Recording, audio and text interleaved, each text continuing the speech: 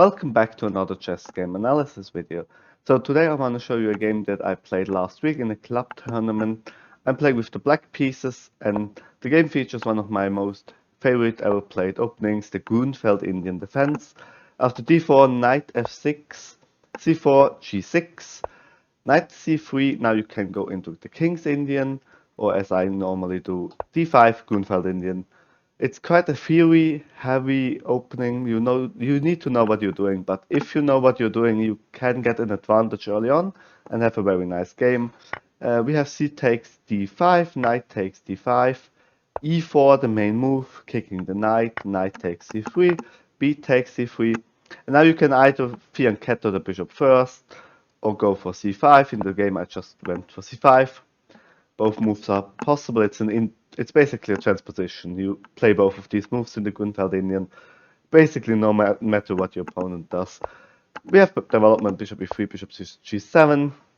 Now quickly, in this position, once the bishop is fianchettoed, you can never take here because of the fork, king and rook, and then you just lose an exchange. So this is why my opponent played bishop e2 development. We have knight c6, knight f3, bishop g4. And now you see the idea of the Grünfeld Indian is basically to just pressure the d-pawn with as many pieces as possible to force it to either capture on c5 or move forward, and then you get your very nice fork. Another idea is if they don't push the pawn, my opponent castle, which is an inaccuracy. If they don't protect the pawn or push it, they're just gonna lose it at some point. Professional, like pros in chess, normally play e5 here in order to stabilize the position and block out this bishop, which is the correct way to approach this. And black still has a very comfortable position, but my opponent here castled, which is inaccurate. You can do it, but it loses a pawn because now you just eliminate the knight. So one of the defenders of the d4 pawn is gone. After the bishop recaptures, now we just grab our pawn. C takes d4, c takes, and knight takes. And we see now we basically won a center pawn, and now we are left with this very typical 2-1 majority on the queen side, which is very typical for the Grünfeld Indian. If you win your d-pawn, then you get this pawn structure, which in the end game is clearly winning. So now we basically try to reach an end game. It's not going to be that easy because, yeah, don't be greedy. I'm going to spoil a little bit. Rook b1 attacks the pawn. Now we want to save the pawn. This is basically our game plan. The 2-1 majority on the queen side is going to win the endgame. So now we have e5, which now attacks the knight because the bishop is blocked out. This e5 move is very typical, but now we can just exchange the knight for the bishop with check. Queen recaptures, and this is a very important moment of the game here. So in this position, the correct way to approach is just to castle, rook fd1, queen c7 for instance. Now this e5 pawn is basically gone, so the engine already wants to sacrifice it on e6, which, alright, we're gonna capture the pawn. Queen g4 now attacks the pawn, and queen e5 defends, and now you're basically up with 2 pawns advantage, even though this double pawn probably not worth all the trouble. So basically you're up 2 pawns, and this position should be better for black with the 2 pawns advantage, but this would have been the safe way to play it. After queen f takes f3, I was just greedy. I thought, okay, I'm just gonna grab the pawn straight away, which is a completely, in this position, game-losing mistake, which actually loses the game on the spot. If you want to, you can pause the video quickly and find the winning combination. Maybe after this move, rook fd1 and bishop d6, back saving the bishop. Now you're having a 2-pawn advantage, but white is actually winning here. And my opponent, lucky for me, did not see this, or maybe he calculated it wrong, I don't know. He played bishop h6, which blunders the winning position actually, which is now it's basically equal. I want to show you because it's a very nice combination. You can see the first couple of moves, but not, for me it was difficult to calculate. I thought after queen c6 check, which is a very good move, king f8, now bishop h6 check, and king g8. that I'm maybe having a little bit of trouble coordinating the pieces, but at some point I'm gonna get the king to f6 and then bring the rook into the game. And this should be winning for me. I thought I was comfortable with this position. The bishop is a little bit nasty there, but I thought maybe queen trading, everything is very nice, like a nice pawn structure. 2 pawns advantage, that's a lot. I thought I was very comfortable with this. I thought this was okay because I missed the next move of white, which gives a very nice advantage. It's an exchange sacrifice. Rook takes d6, which if you don't take the rook, you just down a piece. So e takes d6, best move according to engine. Now queen c3. Now the rook basically sacrifices itself for a dark square bishop, and that's when you realize the dark square weaknesses. There is a mating threat on g7. And now, if you don't want to sacrifice the queen on f8, you basically need to play f6.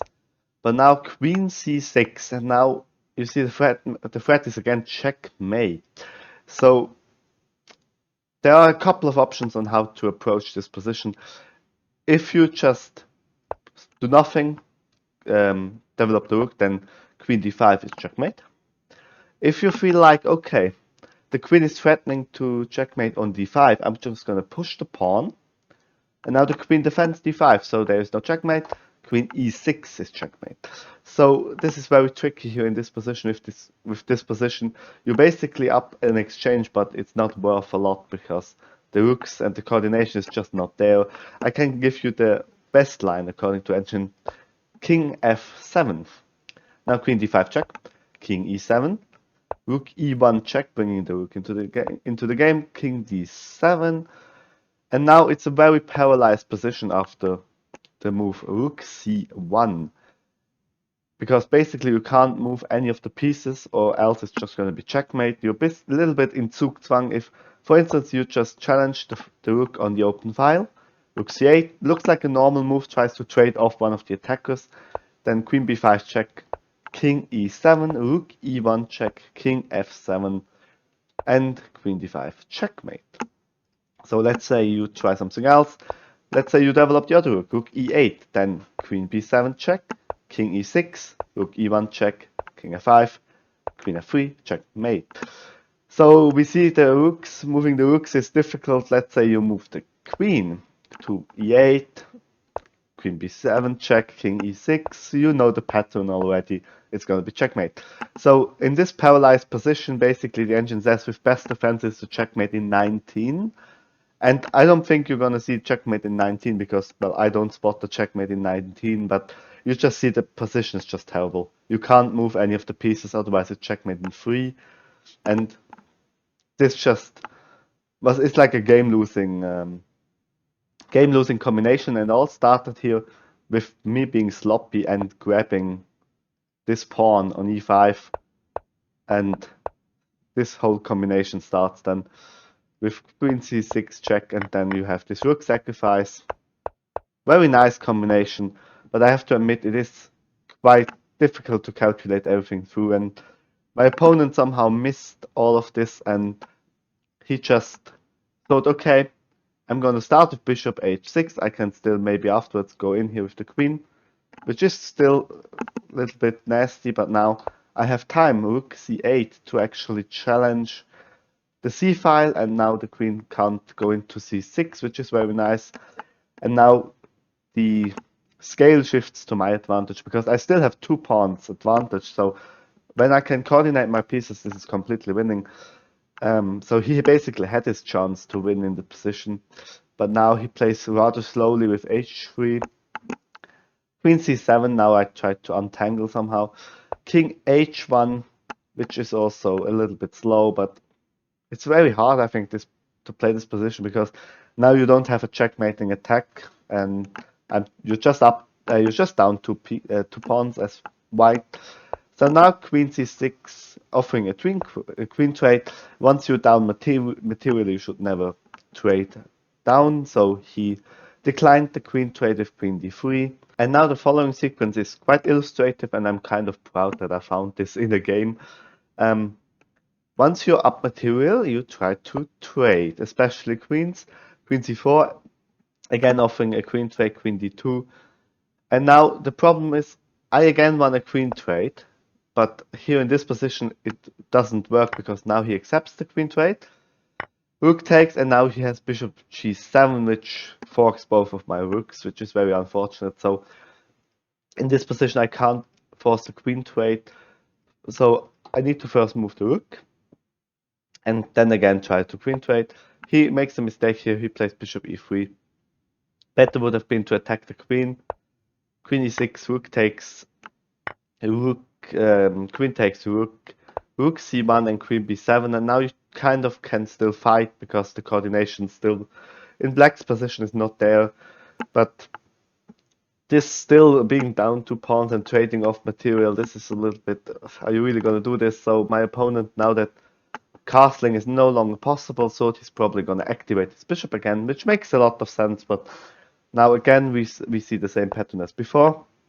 Queen c3 offering a queen trade, queen d5 declining the queen trade, and now I think this is my favorite move of the whole game. Queen e5 threatening checkmate on h2, and now he has to the queen trade is forced. Queen takes e5, bishop takes e5, and now we see the engine already minus 3.5. So now that the queens have been traded, I have to trade down even more material in order to reach a very nice pawn endgame that I'm about to win. He activates his rook, which makes sense. Bishop d6, saving the bishop. Rook b d1, he doubles on the d-file, which makes sense, but he doesn't really have counterplay. f6, g4, he tries to push pawns. King f7 now activates the king, but more importantly connects rooks. King g2 activating the king. Rook c4, now also preparing to double the rooks on the c-file. Rook 1 d2, rook g c8, and now you see this is now very easy to play. Rook c2 attacking the a pawn and allowing me to trade even more material because he has to save the a pawn, otherwise you're being down 3 pawns, which is even worse. Rook takes d2, rook takes d2, so one pair of rooks has been traded. Now rook c3 activating the rook, pinning the bishop. King g2, rook a3 now going after the isolated a pawn again. Rook d4 defending the pawn, but now this walks into a skewer. Bishop c5 attacks the rook, and behind the rook is a bishop. Rook moves, bishop takes, bishop, pawn takes, and rook takes, so you basically end up with a pawn, you end up winning another pawn. Rook c7 attacking the a pawn. a6, you're gonna save the a pawn, don't give away the a pawn. Rook b7, rook a3. Rook takes b pawn and rook takes a pawn, and now you're left with this rook endgame with a passed a pawn and a 4-2 majority here. And in this position my opponent resigned the game because there is nothing you can try here. This rook endgame is completely lost. If you want, you can go to the community, study on lead chess, and play this against Stockfish and try to improve your endgame skills if you're not sure whether or not you would be able to actually win this position. But I think the resignation is justified. With 3 pawns down in a rook endgame, I don't think you're gonna hold this very long. So this was today's game. I hope you liked it. Send me suggestions if you want something analyzed. I try to mix up the openings a little bit and sometimes focus a little bit more on the endgame, sometimes more opening or sometimes tactics. Check out my lead chess community study. Check out my Twitch if you want to see live chess gameplay. And see you in the next video. Bye.